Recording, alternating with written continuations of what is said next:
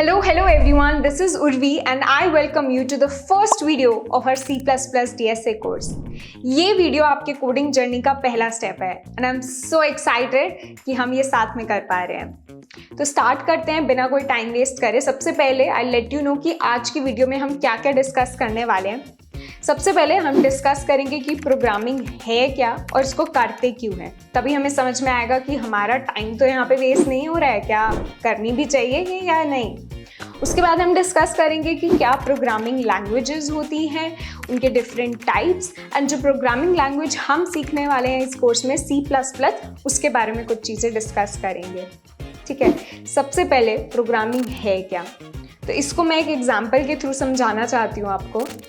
Suppose मेरे को अपने भाई से चाय बनवानी है, जिसको चाय बनानी नहीं आती है, तो मुझे उसको कुछ इंस्ट्रक्शंस देने पड़ेंगे ऑर्डर में कि ये करो, चाय बन जाएगी।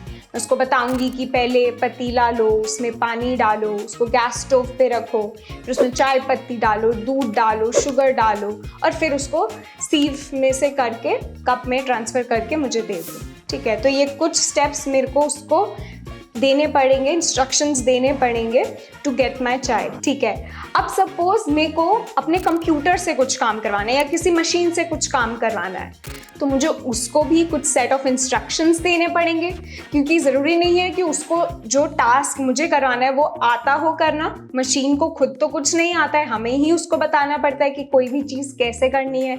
सपोज अगर मेरे को मशीन से 3+5 भी करवाना है, तो I will have to give the steps to my computer that what all instructions you need to follow in order to get me an output of an addition like 3+5। ठीक है, तो इसी को यार प्रोग्रामिंग बोलते हैं। जब हम एक सेट ऑफ इंस्ट्रक्शंस किसी कंप्यूटर को देते हैं ताकि वो हमारा जो टास्क है वो कंप्लीट कर पाए, सिर्फ कंप्यूटर को नहीं किसी भी मशीन को देते हैं, तो इसको प्रोग्रामिंग बोलते हैं। और जो सेट ऑफ इंस्ट्रक्शंस हैं उसको हम प्रोग्राम बोलते हैं।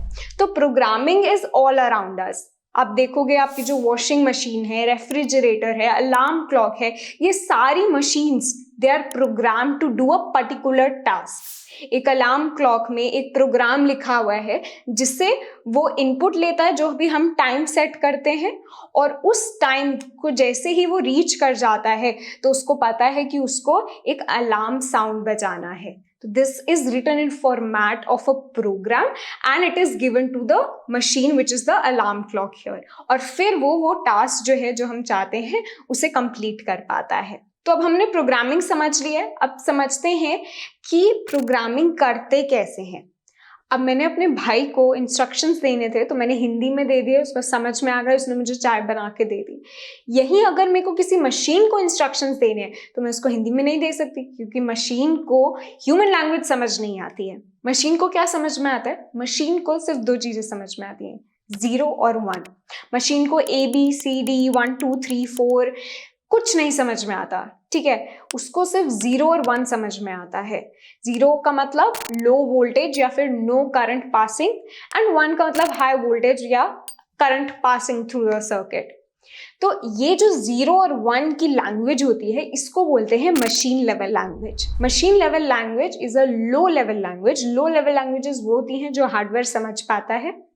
तो ये 0 और 1 जो है इसकी बाइनरी लैंग्वेज मशीन को समझ में आती है। इसका मतलब कि अगर मेरे को मशीन से 3+5 ऐड करवाना है तो मेरे को 3 को कन्वर्ट करना पड़ेगा 0 और 1 में, 5 को कन्वर्ट करना पड़ेगा 0 और 1 में। पूरा ऑपरेशन को 3+5 को मेरे को एक series of zeros and ones की तरह इनपुट देना पड़ेगा मशीन को, जो वो समझ पाएगा और फिर कंप्यूट करके हमें कुछ आउटपुट देगा। अब ये जो मशीन लेवल लैंग्वेज है इसमें कोड करना ईजी नहीं है।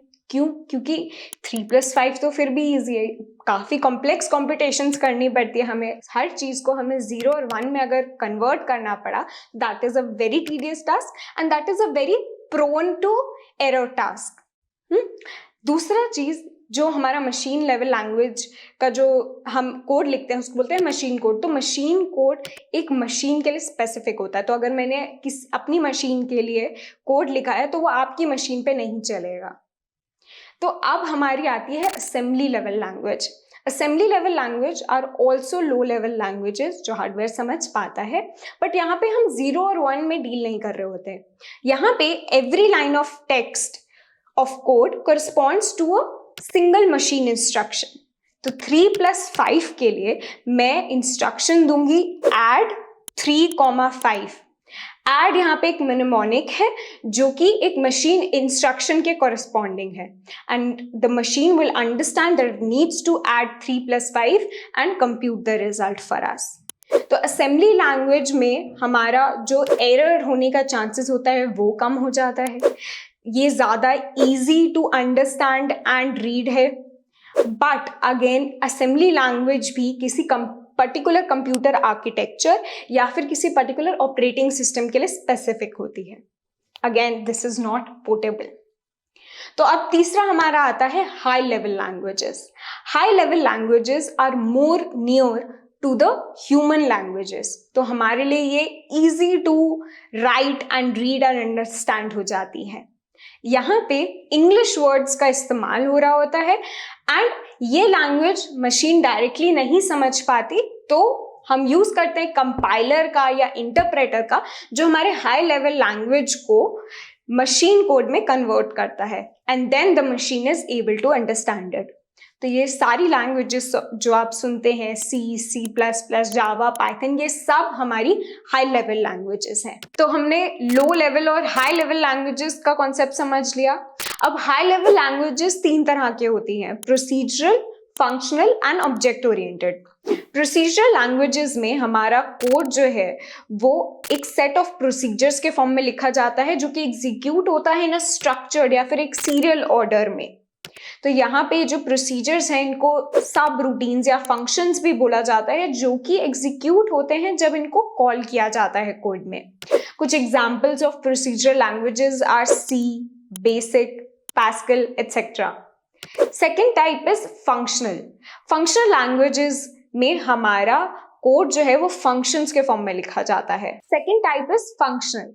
फंक्शनल लैंग्वेजेस में हम फंक्शंस का यूज करते हैं। फंक्शंस क्या होता है, बेसिकली हम कुछ सेट ऑफ इंस्ट्रक्शंस को कंबाइन कर देते हैं और उसको एज फंक्शन के फॉर्म में लिख देते हैं। यहाँ पे ये फंक्शन कुछ स्पेसिफिक टास्क कर रहा होता है, जैसे कि हमने एडिशन के लिए एक अलग फंक्शन बना दिया, सब्ट्रैक्शन के लिए एक अलग फंक्शन बना दिया, और अगर मेरे को अपने डेटा पे ये ऑपरेशंस बार बार करवाने हैं तो मुझे इनका कोड दोबारा नहीं लिखना पड़ेगा। I just have to call these functions on my data and they will give me the result. अब यहाँ पे जो फंक्शंस होते हैं ये कुछ इनपुट लेते हैं जिनको बोलते हैं हम पैरामीटर्स।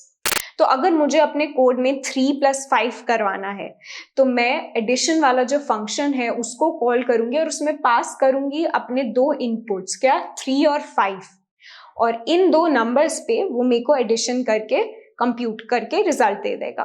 तो ये हो गई हमारी फंक्शनल लैंग्वेजेस। ये तब यूज होती हैं जहाँ पे हमें सेम सेट ऑफ डेटा पे काफी सारे ऑपरेशंस करने हो, एंड यूजुअली यहाँ पे जो ऑर्डर ऑफ एग्जीक्यूशन होता है इट्स नॉर्मली नॉट डिफाइंड। कुछ examples of functional languages are Python and JavaScript. Third type is object oriented programming. यहाँ पे हम functions का यूज नहीं कर रहे होते बल्कि हम objects and classes का यूज कर रहे होते हैं। Objects represent a real life entity and classes को आप ये समझिए कि it's a user defined prototype जिससे हम कुछ similar objects create कर सकते हैं। ठीक है, similar in the form word कि जो प्रोटोटाइप हमने बनाया है क्लास का उसकी कुछ प्रॉपर्टीज, कुछ एट्रीब्यूट्स, कुछ मेथड्स हम डिफाइन कर सकते हैं, और वो जो सारी प्रॉपर्टीज, एट्रीब्यूट्स, मेथड्स होंगी वो सारे ऑब्जेक्ट्स में होंगी। फॉर एग्जाम्पल, मैंने एक क्लास बनाया कार का और मैंने उसमें कुछ प्रॉपर्टीज डिफाइन कर दी उसकी कि it has 4 wheels, it has 1 engine, and मैंने उसको एक मेथड भी डिफाइन कर दिया कि इट रन्स या फिर इट स्टार्ट्स एंड स्टॉप्स। तो अब इस क्लास से मैं कुछ करती हूँ, जैसे कि मैंने टाइप्स ऑफ कार्स हैं वो बना दिए, सेडान, हैचबैक, एसयूवीज, ये 3 मेरे ऑब्जेक्ट्स हो गए। अब ये all of these objects will have the attributes and the methods जो मेरी क्लास कार्स के हैं। ठीक है, तो मुझे दोबारा वो एट्रीब्यूट सारे ऑब्जेक्ट्स के लिए डिफाइन नहीं करना पड़ेगा। तो ऑब्जेक्ट ओरिएंटेड प्रोग्रामिंग में हमारा कोड जो है उसकी रीयूजेबिलिटी बहुत ज़्यादा बढ़ जाती है। एंड इसको हम काफ़ी डिटेल में आगे वाले लेक्चर्स में डिस्कस कर रहे होंगे, क्योंकि C++ is an object oriented programming language. Some other object-oriented programming languages are Java and C#. तो अब बात करते हैं C++ की, वो लैंग्वेज जो हम अभी सीखने वाले हैं. C++ is a very popular programming language जो कि एक object-oriented programming language है, but it also has support for procedural programming. C++ was developed by Bjarne Stroustrup in 1979. And उसके बाद से it has been used in many systems. It can be used on macOS, Windows, and various versions of Unix. And C++ is actually a superset of another language called C. That's why the name C++. इसका मतलब कि C++ में कुछ extra features and properties हैं जो उसको एक better या फिर आप faster बोल सकते हो, faster language बनाता है C language से. C में हमारा ऑब्जेक्ट्स और क्लासेस का कॉन्सेप्ट नहीं होता, बट C++ में होता है, जिसकी वजह से the reusability of code really increases in C++. Also C++ is considered to be a very fast language, जिसकी वजह से it is very famous in competitive programming. So this was about C++ and programming. I hope this makes you excited for the next upcoming videos. तो यहाँ पे एक बार index देख लेते हैं. ये सारे वो टॉपिक्स हैं जो कि इस कोर्स में कवर हो रहे होंगे A to Z. इसमें 70 के अराउंड लेक्चर्स लगेंगे, लेकिन हम बेसिक फंडामेंटल्स पे बहुत ज़्यादा फोकस करेंगे, क्योंकि अगर आपके बेसिक स्ट्रांग है तो आप आगे जाके कोई सा भी क्वेश्चन सॉल्व कर सकते हैं. तो यहाँ पर हम स्टार्ट करेंगे इंट्रोडक्शन टू C++, जो कि आज की वीडियो में हम कवर कर चुके हैं. नेक्स्ट वीडियो में हम इंस्टॉलेशन देखेंगे कोड एडिटर का. उसके बाद हम अपना फर्स्ट प्रोग्राम लिखेंगे C++ में, वेरिएबल्स, इनपुट आउटपुट कैसे लेते हैं, ऑपरेटर्स क्या होता है, इफ एल्स, फॉर लूप, ये जो बेसिक चीज़ें होती हैं किसी भी प्रोग्रामिंग लैंग्वेज में, ये सब हम कवर करेंगे इस कोर्स में. उसके बाद हम लूप्स डिस्कस करेंगे, फंक्शंस डिस्कस करेंगे, एरेज डिस्कस करेंगे, काफ़ी डेप्थ में बहुत सारे क्वेश्चंस करेंगे एरेज पे. बाइनरी सर्च, सॉर्टिंग, ये बहुत ही इंपॉर्टेंट टॉपिक्स हैं एरेज में. उसके बाद 2D array, strings, pointers, dynamic allocation, ये कुछ टॉपिक्स हैं छोटे छोटे जो शायद छूट जाते हैं जब हम कोई प्रोग्रामिंग लैंग्वेज करते हैं, स्पेशली C++. तो ये सब हम यहाँ पे कवर करेंगे अच्छे से डिटेल में. उसके बाद हम रिकर्शन पे मूव कर रहे होंगे. रिकर्शन के साथ हम टाइम एंड स्पेस कॉम्प्लेक्सिटी भी कवर करेंगे. ऊप्स पे काफ़ी फोकस करेंगे, ऑब्जेक्ट ओरिएंटेड प्रोग्रामिंग पे, क्योंकि C++ एक ऑब्जेक्ट ओरिएंटेड प्रोग्रामिंग लैंग्वेज है एंड इसके कॉन्सेप्ट्स क्लियर होना बहुत ज़रूरी है. काफ़ी जगह ये पूछे जाते हैं. लिंक लिस्ट कवर करेंगे, स्टैक्स, क्यूज, हैश मैप्स, ये सब डेटा स्ट्रक्चर्स हैं. Priority queue, trees, binary tree, BST. इसके अलावा हम कुछ एडवांस टॉपिक भी देखेंगे, जैसे कि tries, Huffman coding, back tracking, DP and graphs को भी अच्छे से पूरा कवर करेंगे. ये सारे टॉपिक्स में हम बहुत सारे क्वेश्चंस प्रैक्टिस करेंगे. उसके साथ आपको सारे टॉपिक्स के नोट्स भी दिए जाएंगे एंड कोर्स के बीच में हम लाइव वीडियोस भी करेंगे आपके डाउट सॉल्व करने के लिए और एडवांस टॉपिक्स पढ़ाने के लिए. I hope this makes you excited for the next upcoming videos. हम लोग नेक्स्ट वीडियो में इंस्टॉल कर रहे होंगे code editor and in the second lecture itself we'll start coding in C++.